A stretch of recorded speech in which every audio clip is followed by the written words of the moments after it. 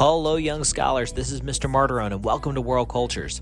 In today's lesson, we're going to examine The Prince by Niccolò Machiavelli.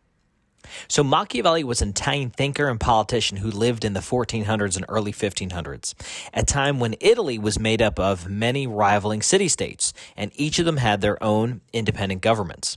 For years, Machiavelli worked for the government in Florence, a very powerful city at the heart of the Renaissance, but he lost his job when the ruling family was forced out of power. Afterwards, Machiavelli began to think and write about how governments should operate.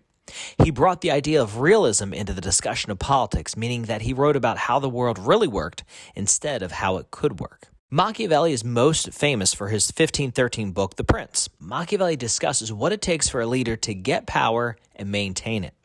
He rejected the idea that leaders can earn the right to rule simply by being morally good. Instead, Machiavelli argued that a leader's authority to rule comes from power. He believed that only a ruler who has power can stay in charge, and being morally good has nothing to do with being powerful. Machiavelli thought power was very important because without a powerful ruler, a country could not be safe and secure. Machiavelli wrote that the ends or goal of keeping power was so important that it is okay to use any means or method to keep it. A ruler who wants to stay in power must be prepared to do anything, even things that are evil or cruel. According to Machiavelli, the only thing that makes people obey laws is the threat of force. Therefore, in order to stay in charge, a ruler had to keep people afraid. Today, we use the word Machiavellian to describe someone who seems to follow this way of thinking. Cryptic and Machiavellian 'cause I can. So I told you none of it. Thanks, Taylor. As you're reading The Prince, make sure to practice your take note strategy. Highlight or underline anything that you feel is most important.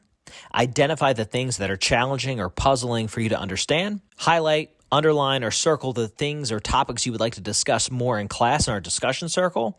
And put a little star next to the things that you find particularly interesting for Machiavelli's writings. So with the help of LibriVox Recording, join us as we read Machiavelli's The Prince. Chapter 14. That which concerns a prince on the subject of the art of war. A prince ought to have no other aim or thought, nor select anything else for his study than war and its rules and discipline. For this is the sole art that belongs to him who rules, and it is of such force that it not only upholds those who are born princes, but it often enables men to rise from a private station to that rank. And, on the contrary, it is seen that when princes have thought more of ease than of arms, they have lost their states. And the first cause of your losing it is to neglect this art, and what enables you to acquire a state is to be master of the art. Francesco Sforza, through being marshal, from a private person became Duke of Milan, and his sons, through avoiding the hardships and troubles of arms, from dukes became private persons. For among other evils which being unarmed brings you, it causes you to be despised, and this is one of those ignominies against which a prince ought to guard himself, as is shown later on. Because there is nothing proportionate between the armed and the unarmed, and it is not reasonable that he who is armed should yield obedience willingly to him who is unarmed, or that the unarmed man should be secure amongst armed servants. Because, there being in the one disdain and in the other suspicion, it is not possible for them to work well together. And therefore a prince who does not understand the art of war, over and above the other misfortunes already mentioned, cannot be respected by his soldiers, nor can he rely on them. He ought never, therefore, to have out of his thoughts this subject of war, and in peace he should addict himself more to its exercise than in war. This he can do in two ways, the one by action, the other by study. As regards action, he ought above all things to keep his men well organized and drilled, to follow incessantly the chase, by which he accustoms his body to hardships and learns something of the nature of localities, and gets to find out how the mountains rise, how the valleys open out, how the plains lie, and to understand the nature of rivers and marshes, and in all this to take the greatest care. which knowledge is useful in two ways. Firstly, he understands to know his country, and is better able to understand its defence. Afterwards, by means of the knowledge and observation of that locality, he understands with ease any other which it may be necessary for him to study hereafter. And because the hills, valleys and plains and rivers and marshes that are, for instance, in Tuscany, have a certain resemblance to those of other countries, so that with a knowledge of the aspect of one country, one can easily arrive at a knowledge of others. And the prince that lacks this skill lacks the essential which it is desirable that a captain should possess. For it teaches him to surprise his enemy, to select quarters, to lead armies, to array the battle, to besiege towns to advantage. Philopoemen, prince of the Achaeans, among other praises which writers have bestowed on him, is commended because in times of peace he never had anything in his mind but the rules of war. And when he was in the country with friends, he often stopped and reasoned with them. If the enemy should be upon that hill, and we should find ourselves here with our army, with whom would be the advantage? How should one best advance to meet him, keeping the ranks? If he should wish to retreat, how ought we to pursue? And he would set forth to them, as he went, all the chances that could befall an army. He would listen to their opinions and state his, confirming it with reasons, so that by these continual discussions there could never arise in time of war any unexpected circumstances that he could not deal with. But to exercise the intellect, the prince should read histories and study the actions of illustrious men to see how they have borne themselves in war, to examine the causes of their victories and defeat, so as to avoid the latter and imitate the former. And above all, do as an illustrious man did who took as an exemplar one who has been praised and famous before him, and whose achievements and deeds he always kept in his mind. As it is said, Alexander the Great imitated Achilles, Caesar Alexander, Scipio Cyrus. And whoever reads the life of Cyrus, written by Xenophon, will recognize afterwards in the life of Scipio how that imitation was his glory, and how in chastity, affability, humanity, and liberality Scipio conformed to those things which had been written of Cyrus by Xenophon.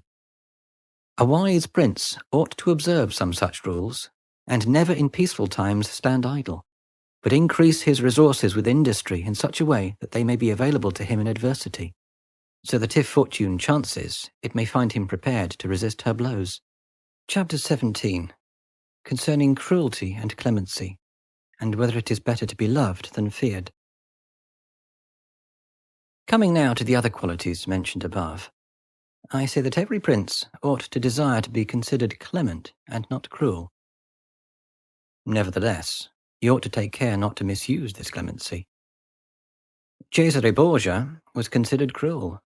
Notwithstanding, his cruelty reconciled the Romagna, unified it, and restored it to peace and loyalty. And if this be rightly considered, he will be seen to have been much more merciful than the Florentine people, who, to avoid a reputation for cruelty, permitted Pistoia to be destroyed. Therefore, a prince, so long as he keeps his subjects united and loyal, ought not to mind the reproach of cruelty, because with a few examples he will be more merciful than those who, through too much mercy, allow disorders to arise, from which follow murders or robberies.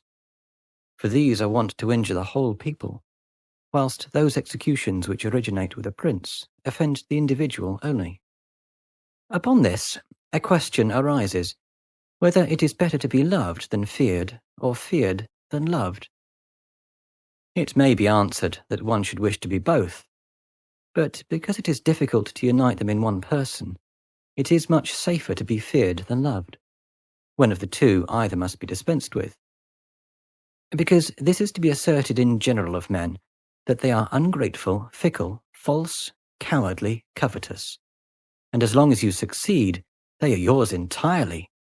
They will offer you their blood, property, life, and children, as is said above, when the need is far distant.